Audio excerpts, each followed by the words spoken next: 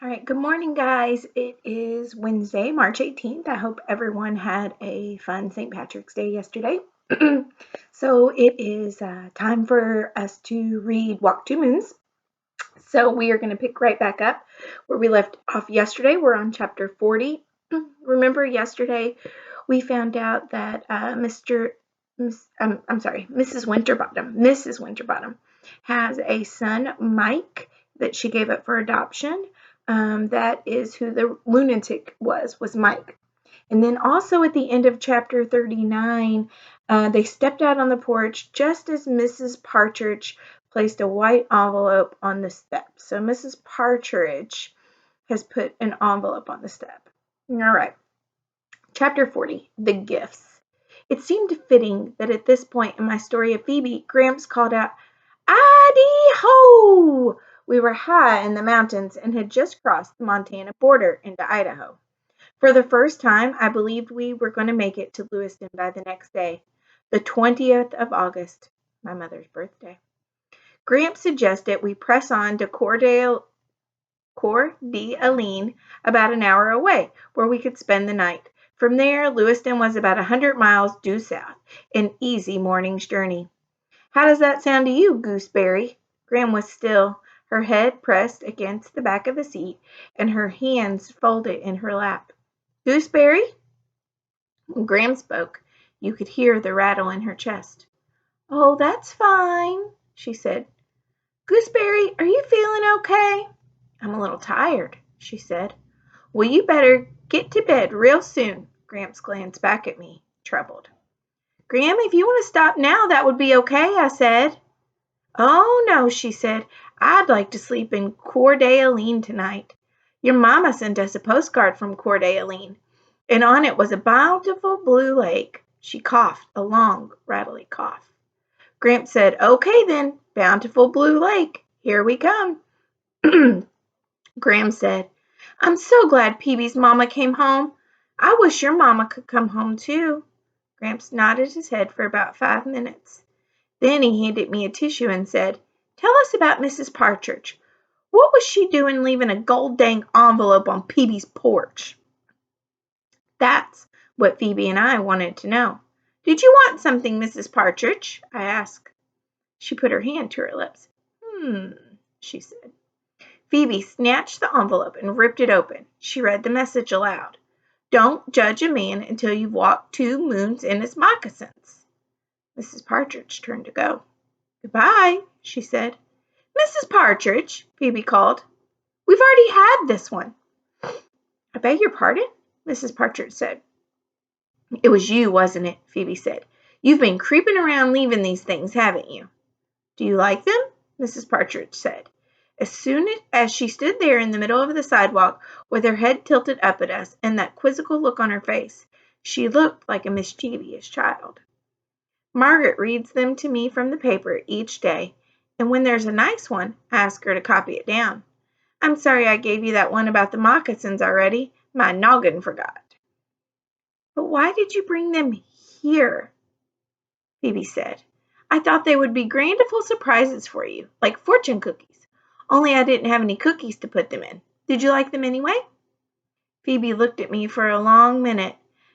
Then she went down to the steps and said, Mrs. Partridge, when was it you met my brother? You said you didn't have a brother, Mrs. Partridge said. I know, but you said you met him. When was that? She tapped her head. Noggin remember. Let me see. Some time ago. A week? 2 weeks? He came to my house by mistake. He let me feel his face.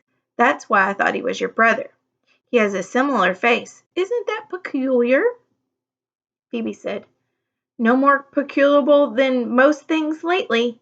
As Mrs. Partridge tottered back to her house, Phoebe said, It's a peculiar world, Sal. She walked across the grass and spit into the street. She said, Come on, try it. I spit into the street. What do you think? Phoebe said. We spit again. It might sound disgusting, but to tell you the truth, we got a great deal of pleasure from those spits. I doubt if I could ever explain why that was, but for some reason it seemed the perfect thing to do. And when Phoebe turned around and went into the house, I knew it was the right thing for her to do, too. With the courage of that spit in me, I went to see Margaret Cadaver, and we had a long talk, and that's when I found out how she met my father. It was painful to talk with her, and I even cried in front of her, but afterwards I understood why my father liked to be with her. Ben was sitting on my front steps when I got home. He said, "I bought you something. It's out back." He led me around the side of the house, and there, strutting across the little patch of grass, was a chicken. I was never in my life so happy to see a chicken. Ben said, "I named it, but you can change the name if you want." When I asked him what its name was, he leaned forward, and I leaned forward, and another kiss happened. A spectacular kiss, a perfect kiss. And Ben said, "Its name is Blackberry." "Oh," Graham said, "is that the end of the Peavy story?" "Yes," I said. That wasn't quite true, I suppose, as I could have told more. I could have told her about Phoebe getting adjusted to having a brother and to her new mother and all of that. But that part was still going on, even as we traveled through the mountains. It was a whole different story. I liked that story about Phoebe, and I'm glad it wasn't too awfully sad. Graham closed her eyes, and for the next hour, as Graham strode toward, nope. And for the next hour, as Graham drove toward Coeur d'Alene, he and I whispered to her rattling. I can't read today. He and I listened to her rattly breathing. I watched her lying there so still, so calm. "Gramps," I whispered, "she looks a little gray, doesn't she?" "Yes, she does, Chickabiddy." "Yes, she does." He stepped on the gas and we raced toward Coeur d'Alene. Chapter 41, The Overlook. At Coeur d'Alene, we went straight to the hospital. Gramps had tried to wake Graham when he saw the lake. "Gooseberry," Gramps said. She slumped sideways on the seat. "Gooseberry." The doctor said Gramps had had a stroke. Gramps insisted on being with her while she underwent tests, though an intern had tried to dissuade him. "She's unconscious," the intern said. "She won't know whether you're here or not." "Sonny, I've been by her side for 51 years, except for 3 days when she left me for the Eggman. I'm holding her hand, see? If you want me to let go, you'll have to chop my hand off." They let him stay with her. While I was waiting in the lobby, a man came in with an old beagle. The receptionist told him he'd have to leave the dog outside. "By herself?" the man said. I said, "I'll watch her. I had a dog just like her once." I took the old beagle outside, and when I sat down on the grass, the beagle put her head in my lap and murmured in that special way dogs have. Gramps called it a dog's purr. I wondered if Gramps' snakebite had anything to do with her stroke, and if Gramps felt guilty for whizzing off the highway and stopping at that river. If we hadn't gone to that river, Graham would have never gotten bit by that snake. And then I started thinking about my mother's stillborn baby. And maybe if I hadn't climbed that tree and if my mother hadn't carried me, maybe the baby would have lived. And my mother never would have gone away. And everything would still be as it used to be. But as I sat there thinking these things, it occurred to me that a person couldn't stay all locked up in the house like Phoebe and her mother had tried to do at first. A person had to go out and do things and see things, and I wondered for the first time if this had something to do with Graham and Gramps taking me on this trip. The beagle on my lap was just like our Moody Blue. I rubbed her head and prayed for Graham.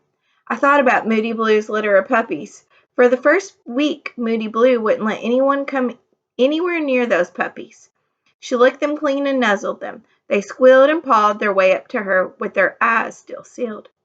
Gradually, Moody Blue let us touch the puppies, but she kept her sharp eyes on us. And if we tried to take a puppy out of her sight, she growled. Within a few weeks, the puppies were stumbling away from her, and Moody Blue spent her days herding them back. But when they were about 6 weeks old, Moody Blue started ignoring them. She snapped at them and pushed them away. I told my mother that Moody Blue was being terrible. "She hates her puppies." "It's not terrible," my mother said. "It's normal. She's weaning them from her." "Does she have to do that? Why can't they stay with her? It isn't good for her or for them. They have to become independent. What if something happened to Moody Blue? They wouldn't know how to survive without her. While I prayed for Graham outside the hospital, I wondered if my mother's trip to Idaho was like Moody Blue's behavior. Maybe part of it was for my mother, part of it was for me.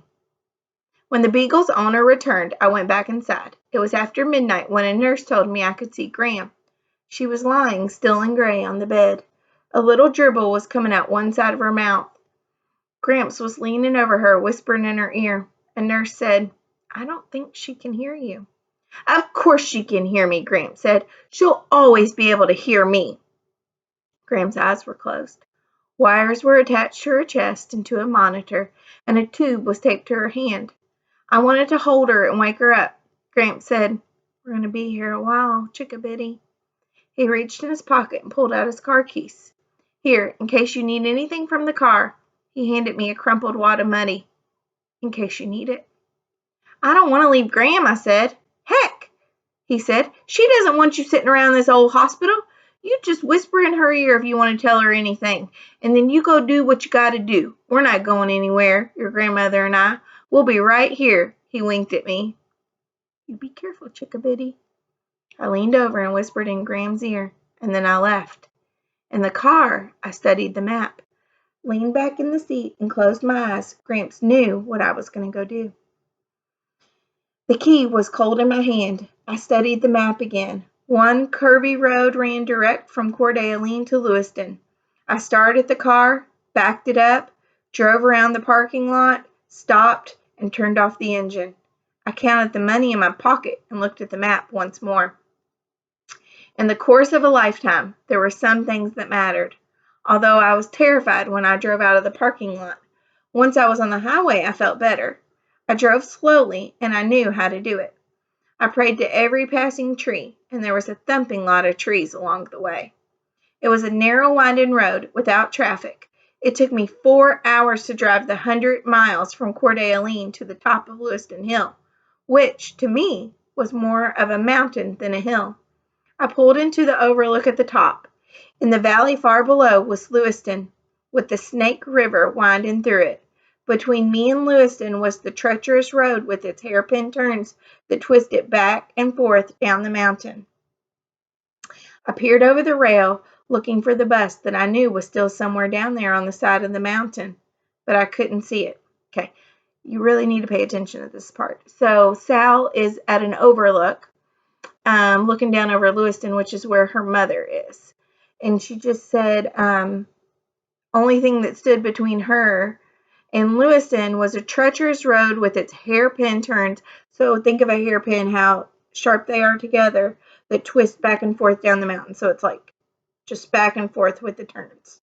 I peered over the rail, looking for the bus that I knew was still somewhere down there on the side of the mountain, but I couldn't see it. "I can do this," I said to myself over and over. I can do this. I eased the car back onto the road. At the first curve, my heart started thumping. My palms were sweating and slippery on the wheel. I crept along with my foot on the brake, but the road doubled back so sharply and plunged so steeply that even with my foot on the brake, the car was going faster than I wanted it to.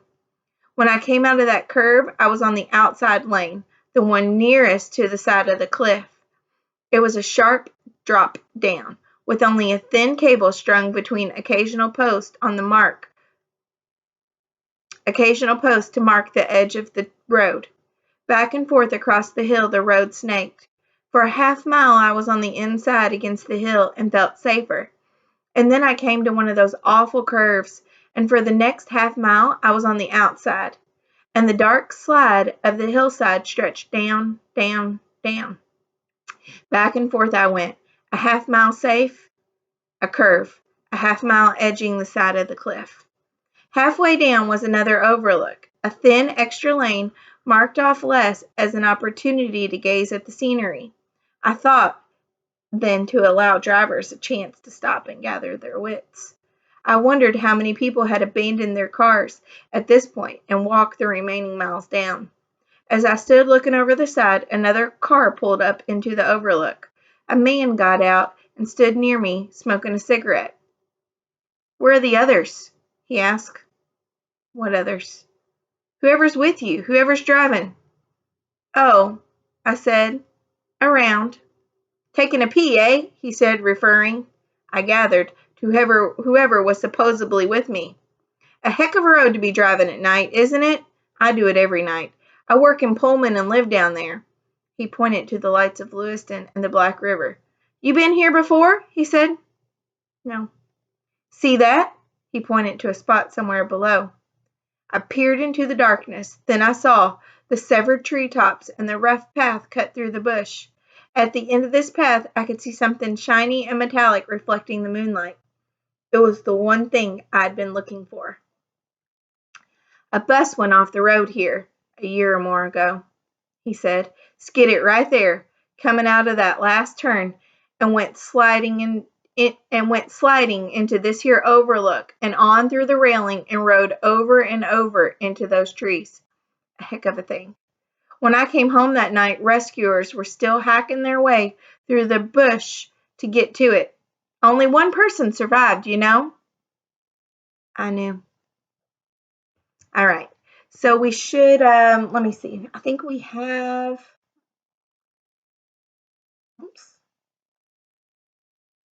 All right, let's see, chapters. 1, 2. All right, so we have 3 chapters left to read. So I will read 2 more chapters tomorrow, and that leaves us 1 chapter for Friday, and we'll have finished up. Yesterday, I put a question into Google Classroom about what book to read next. You have several choices. This will drop in on tomorrow. It'll drop in tomorrow, and I'll let you just start voting. You'll be able to vote all of spring break, and whatever book is picked, that's what book we will start up Monday after spring break is over.